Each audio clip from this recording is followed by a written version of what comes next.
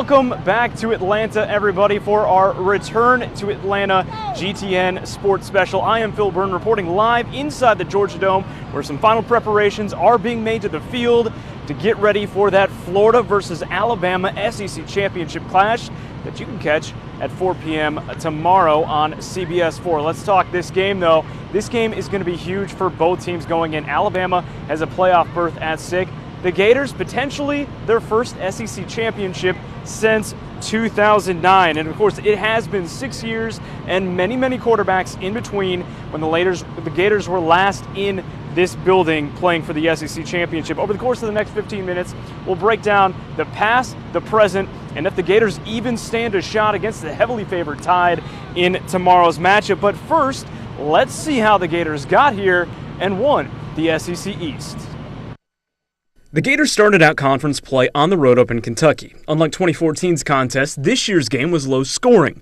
2 first-half touchdowns were all the Gators mustered offensively, but to no surprise, it was all UF needed with a standout performance from the Gator D. Following week, the Gators returned home in front of a national audience to play Tennessee on CBS. The Vols were a preseason favorite to win the East with their high-powered offense.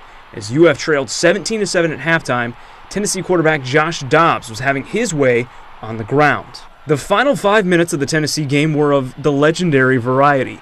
First came a Brandon Powell receiving touchdown to put Florida within 6 points. But the play of the season was an amazing 4th and forever, where Will Grier had Antonio Callaway and a downfield block sprung him loose down the sidelines into the end zone. Ball game, Gators win by 1. Riding high off the historic win, the Gators faced Ole Miss the following week, and the Rebs have a number of potential first-rounders. But the blue and orange weren't scared. UF struck first and continued to make big play after big play. Tennessee was the most memorable game. The Ole Miss performance was the most complete. Offensive, defensive, and special teams. The Gators entered the game number 25 in the polls, but with a 38-10 win over the number 3 team in the country, the Gators made a huge jump in the polls the following Monday. To win the East, you gotta overtake the champs. A 21-3 win over Missouri did just that.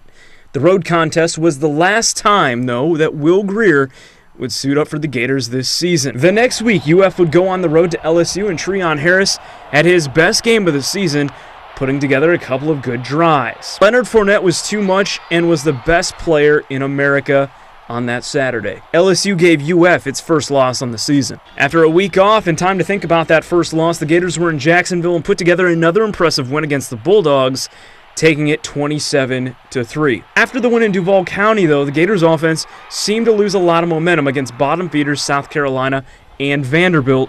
But the win over Vanderbilt, where Austin Harding kicked a game winner, sent them to the Georgia Dome to play Alabama for the 8th time in the SEC championship game. Now, Gators head coach Jim McElwain has done so much in his first season with the Florida football program, and he probably doesn't become the head coach here without spending some time in Tuscaloosa under the tutelage of Nick Saban and winning some hardware in the process. And as you might imagine, the two have so much admiration and respect for each other. Whether he believed it or not, I sat there and soaked every second and every word that he had, and wrote notes and, tried to learn as much as I could. Sometimes the public perception does not do any justice as to what a good guy he is. Well, I've always thought Mac was a really good coach, really good guy, well liked by the players, very good teacher, very innovative in terms of creating issues for the defensive team, but doing it in a way where it doesn't create problems for his own players. So not only do both coaches have history with one another, these schools do. When you talk about East versus West in this game, you're talking about Florida and Alabama especially. Now, the SEC has held a title game since 1992, and these two teams have represented their division more than any other school. 7 head-to-head matchups so far between the Gators and Tide, including the first 3 matchup in the early 90s, with UF owning the series by 1 game at 4-3. Now, moving on, 1 week ago, the Gators' passing game was virtually non-existent against Florida State. Treon Harris really struggling, and this week coming under a lot of scrutiny, as Gator fans are obviously expecting more. Now, for the Gators to even compete against the likes of Alabama tomorrow, they're going to need a much better effort, but help might be along the way in the return of suspended receiver Demarcus Robinson, who will be returning from a suspension as team leadership has voted to bring him back for the game.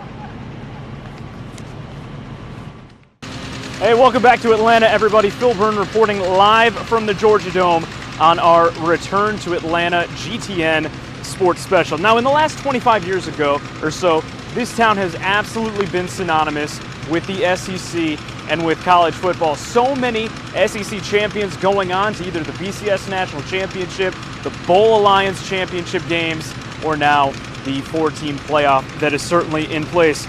And certainly no team in recent memory has been able to do that quite like the Alabama Crimson Tide. And the Crimson Tide, after falling earlier in the season, have picked up win after win and now are in position to get back into the playoff for the second straight season if they can get a win over your Florida Gators tomorrow. So the Alabama Crimson Tide won the SEC West, and here's how they did it. Now, they started off the season with a game against Wisconsin. They easily defeated the Badgers of Madison 35-17. Mid-Tennessee State was up next, and Alabama again walked away with an easy win, this time 37-10. Week 3 at home against Ole Miss, the Tide fell 43-37, and many thought another team in the West would supplant Bama's dominance in that division, but it didn't happen. Oddly enough, the Gators took care of Ole Miss the following week, but the Tide would go on a roll the rest of the season. Wins the following weeks against Louisiana Monroe, at Georgia, home against Arkansas, on the road against Texas A&M, and at home against Tennessee. Now, the West could come down to the game it always seems to come down to, Alabama and LSU. Now, the Tide shut down Leonard Fournette, and Derrick Henry outrushed him big time as the Tide won 30-16. A win at Mississippi State and Auburn closed out conference play to get Alabama back to Atlanta. Now, 2009 was obviously the last time the Florida Gators were in Atlanta, as current Gators head coach Jim McElwain was calling the plays for Nick Saban's team and actually helped the Alabama Crimson Tide pick up that huge win over Tim Tebow and Urban Meyer and that Florida Gator team. Now, earlier this week, those quarterbacks, Tim Tebow and Greg McElroy, broke down that 2009 game that ended in heartbreak for the Gators and the championship for the Alabama Crimson Tide. It was a great game plan by Nick Saban, but I think really one of the keys in that game was 4 or 5 big plays that changed the momentum of the game, which changed the outcome of the game. I think one of them was a screen to Mark Ingram. I think another was going into half, we had an opportunity to score a touchdown. We weren't able to come away. They changed the momentum, and I just believe that with 18 to 22-year-olds, momentum is so underrated. I think it's so valuable, and I think it plays into the outcome of a lot of college football games and a lot of football games in general. Well, one thing that we did a really good job of in that game was exploiting matchups, and I think that's one thing that Jim McElwain's always done a really good job of, is featuring players. So he knew that Joe Hayden was unbelievable on the outside, did a wonderful job, but he was a little bit vulnerable when he came inside because he didn't play there as much. So we tried to make sure that we had Julio play in the slot as often as humanly possible. So that was a point of emphasis. What he does a really good job of is recognizing tendencies, big picture tendencies too. Not just on his side of the football, but on the other side, what they're doing offensively and how that affects the way the defensive coordinator usually acts. And he does a really good job of identifying strengths within his own team too. So not only do they get favorable matchups, but they also allow the players in those matchups to do a nice job because he knows that this is what they do well. All right, we've had a little bit of a chance to break down both Florida and Alabama, how they got here, a little bit of the past. How about the present? You know his voice for sure. The voice of CBS, SEC on CBS, Vern Lundquist. I had an opportunity to sit down with him and get his take on the game. We'll have that coming your way after this quick TV timeout.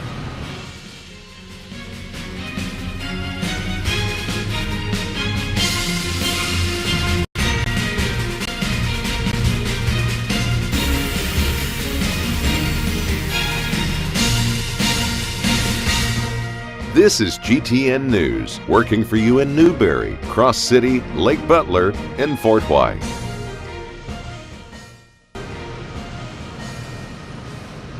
And welcome back to Atlanta, our final segment of the night from inside the Georgia Dome.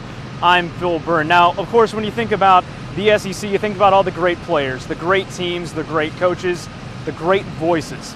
The voice of the SEC is Verne Lundquist. You hear him every single week on CBS. I had the great opportunity of sitting down with him earlier this afternoon and breaking down this SEC championship game, and here's his thoughts. I don't think Florida would, even winning this, they would not get into the playoff. I don't think so.